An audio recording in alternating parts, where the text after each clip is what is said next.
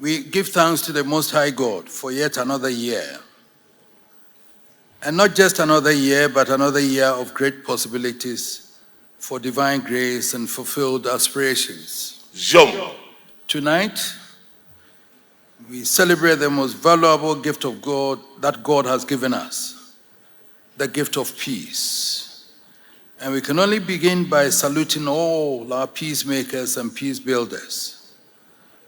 From our gallant men and women in uniform, the soldiers and the police who are risking their lives each day for our safety and security, to our religious leaders, academics, opinion leaders, through whom morale composed we are kept in the straight and narrow. As the Bible says, blessed are the peacemakers, and to them we extend the eternal gratitude of the nation. We are honored to have our special guest of honor, Ghana's newest contribution to the international public service, Her Excellency Shirley Ayoko Botwe, Secretary General of the Commonwealth of Nations. Shirley follows in a distinguished line of illustrious Ghanaians who have helped shape the architecture of the international order since Ghana joined the Committee of Free Nations in 1957. Beginning with A.L. Adu, we have had Dr. Robert Gardner, Kenneth Dazi, General Eskin, Cardinal Texan, K.Y. Amoakon, on to our Reverend Busuru Kofi Annan, whose tenure as Secretary General of the United Nations remains among the most memorable in the history of the organization. It is fitting in celebrating the peace of the nation that we acknowledge the leadership that has made this possible. So tonight, we honor His Excellency John Dramani Mahama, the President of the Republic of Ghana, and his two living predecessors, President John Otumfuo and Nana Addo Dankwa Akufo-Addo, for their contributions to office in the preservation of peace of the nation. President Kufuor set the tone by entrusting us with the delicate task of helping to resolve the seemingly intractable conflict within the Gabon Kingdom. We were able to achieve a resolution under President Akufo-Addo, who in turn handed us the challenge of the Boko conflict.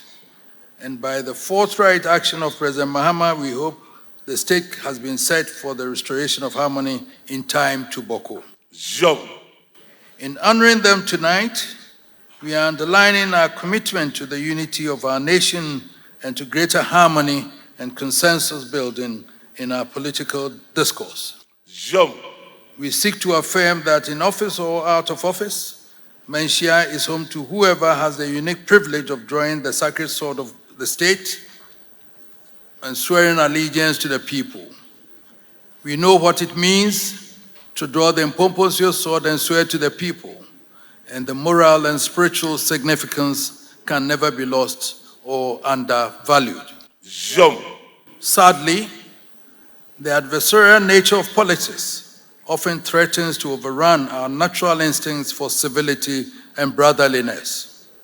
But Manhyia remains determined to ensure Ghanaians do not give in to the corrosive embers of misguided politics, but remain true to our time-honored traditional values of respect for our elders. Our goal is to create conditions for consensus building and mitigate the effects of the perpetual acrimony we continue to experience. In honoring them tonight, we also want the nation to create space for them as serving and former heads of state to engage on critical national issues, not as adversaries, but as elder statesmen whose insights can be invaluable in the search for solutions to our myriad national issues. This can be a massive boost not only for orderly governance, but for the peace and harmony of the state. Let me seize this opportunity to say thank you to the Olu of Wari and his queen consort for making time to be with us to celebrate with us tonight. We thank you very much for coming. Our experience tells us that no one can take the peace of the land for granted. Beyond the settlements which occupy the headlines, much of our time has been spent resolving disputes and holding off conflicts, which could have dire consequences on our communities. Our role has had a massive impact on the operations of business, providing perhaps the only access to the free resolution of litigation.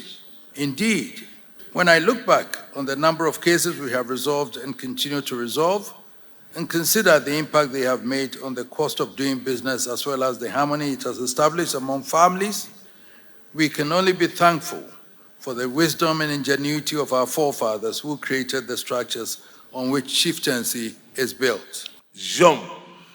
That is why I continue to impress upon the nation that traditional leadership needs to be nurtured and supported to be able to continue as a bedrock of peace and a catalyst for development. This year, thanks to our innovative Inspector General of Police, we have begun a new initiative in community peace building through collaboration between traditional leadership and law enforcement. But, Mr. Chairman, peace is indivisible. It cannot be preserved or protected in isolation. In the global village, which is the state of our world, there's nothing like an isolated conflict, and there's no immunity for anyone from the ravages of conflict anywhere. Wherever the peace is threatened, the whole world is threatened. So we cannot talk about peace in Ghana without feeling the corrosive impact of the wars raging in Europe and the Middle East. Every Ghanaian must feel a sense of pride that once again, we have a daughter in the pool of international diplomacy. Our pride is greater when you realize that the office to which our daughter has been elected has been of Ghana's manifest contributions to the sustenance of international order. At a time when the Commonwealth was drifting an uncertain political climate, it was the proposal of Osagyefo Dr. Kwame Nkrumah, our founding Prime Minister, which led to the creation of the office that was to give us the institutional stability that Commonwealth has enjoyed and continues to relish. Unfortunately, Shirley could not have stepped into the job at a more challenging time. The entire international order on which the peace of the world has been sustained since the last World War is now under threat. We now need the wisdom of King Solomon and the patience of Job to help us to navigate through the treacherous terrain. The geopolitical uncertainties of today pose a serious challenge to the Commonwealth. As the largest grouping of sovereign states outside the United Nations, spanning virtually all the continents and across all religious faiths, it stands as one repository of the values of history and tradition on which a stable world order can be sustained. So we hope, even amidst the bloodshed and carnage, that there is a scope for the Commonwealth to act as a bridge between the combatants and a bridge to lasting peace. Tonight, we convey to the powers who carry the destiny of the world on their fingertips to hearken to the cries of the millions who are the collateral victims of wars about which they have not the faintest idea. There's not a soul in Sasamo, Chiobodom, Bimbila, or Anehu who has the foggiest notion about the cause of the wars. And yet, there's no single Ghanaian in city, town, or village, and no African anywhere who is not being impacted by the raging wars. Indeed, I submit that the heart-rending suffering we are seeing on the airwaves are only a tip of the iceberg. The true collateral damage to the innocent villagers of the globe is yet to be measured. The innocent millions of the world who are the collateral victims are crying in silence, and their cries of anguish and the tears of despair can no more be ignored. Nor can our hearts bear the continued suffering of those who are the direct victims of these wars. So tonight, from Kiev to Tehran, from Tel Aviv to Beirut, we appeal, we plead for peace to prevail.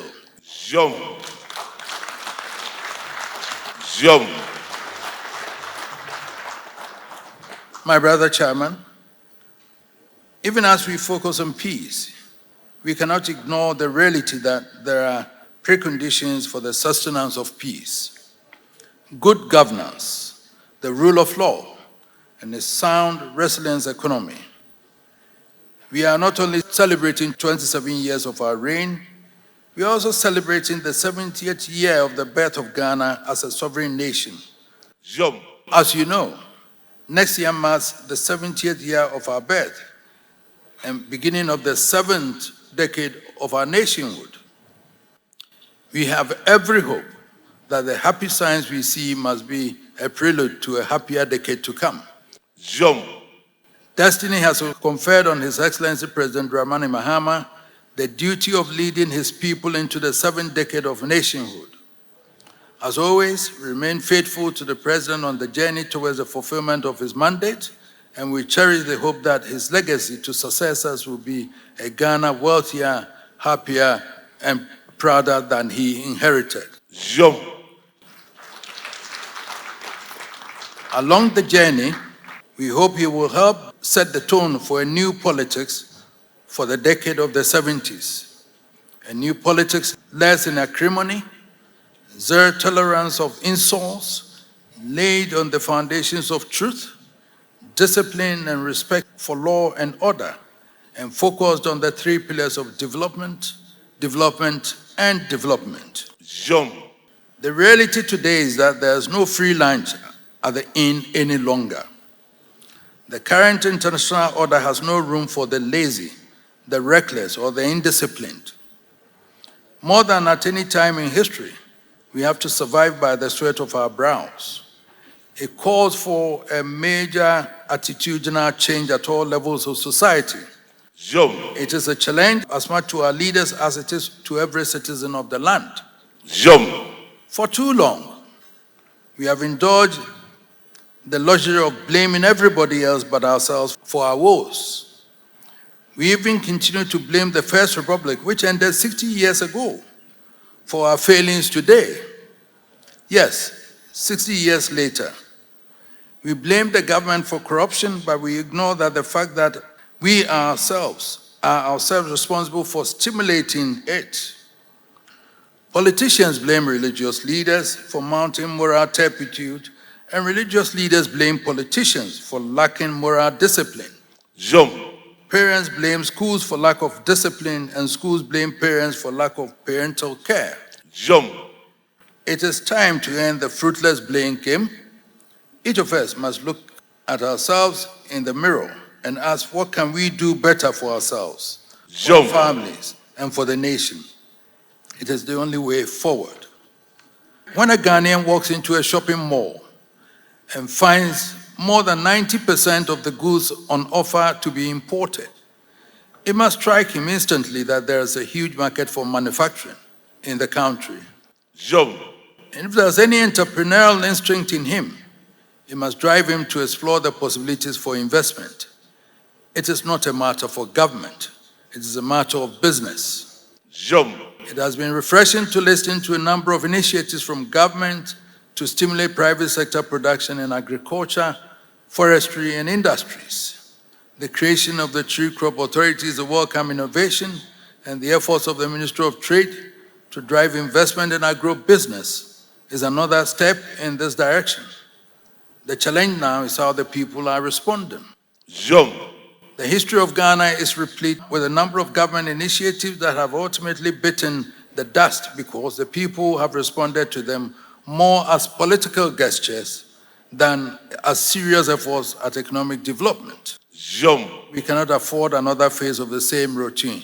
The people of Ghana need to demonstrate first that we care for the economic development of our nation. Secondly, we recognize ourselves as the driving force for that development. It is upon our shoulders that the burden of development rests. It is ours to explore the opportunities available, and it is ours to take the risks. It is ours to take the hard decisions about where and how to invest our resources. If we, as citizens, are not prepared to take the risk of investing in manufacturing in our country, we should not expect others to come and invest. We should not expect to outsource the risk and hard work required for development and expect to enjoy the benefits and rewards of development. There can be no gain without risk and no benefit without effort within hard work. My brother Chairman, quite some time ago in June 1949, Kwame Nkrumah launched his campaign for self-government now. Regardless of where you stand in our history, the campaign achieved its purpose. In my view, the circumstances of our time call for a campaign just as momentous as the campaign for self-government. So tonight, I'm moved to invite captains of business gathered here and beyond to join hands with our traditional leaders, our farmers, our media, and all relevant sections of society to start another campaign to build Ghana now.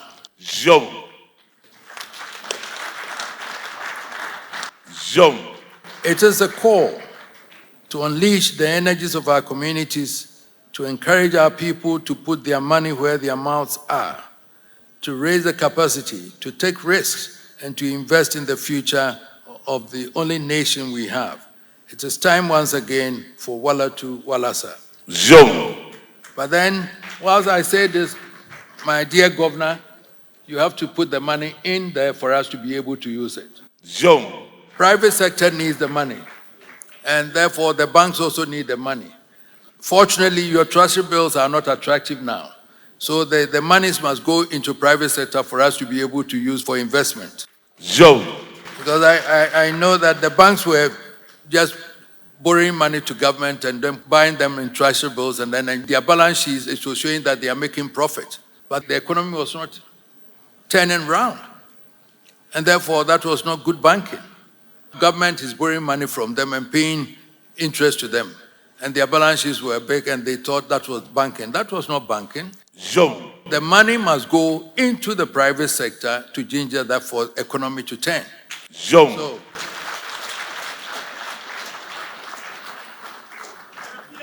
I cannot end on a more cheerful and hopeful note than to ask you to join me in paying tribute to an exceptional son of the Golden Stool, Mr. Dade, founder and chief executive of KGL Group. It has been our great pride to be associated with this incredible Ghanaian enterprise with all the skill set, the entrepreneurial drive, and the managerial acumen to operate on a global scale. Last year, we completed the first phase of a mental hospital being constructed for the medical school of the Kwame Nkrumah University of Science and Technology by KGL. In collaboration with my dear wife's foundation and the Millennium Excellence Foundation. This year, KGL has already paid 153 million to the Ghana Revenue Authority in taxes. And tonight, KGL has sponsored this glittering event.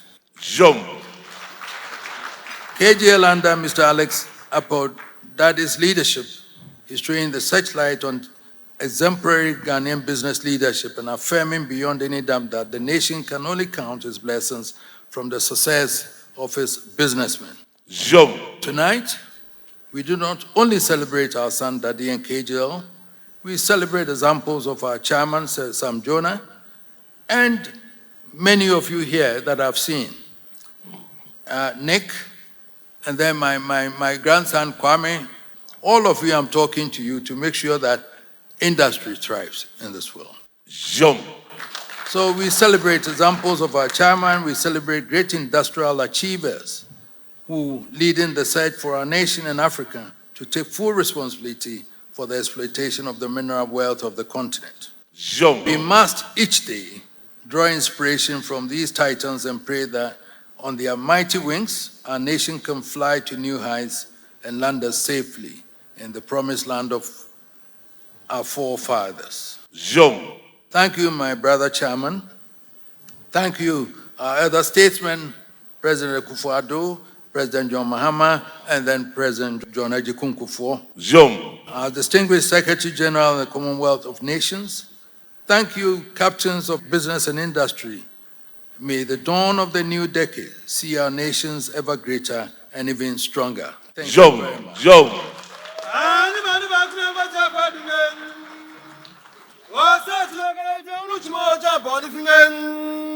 Wose tunangana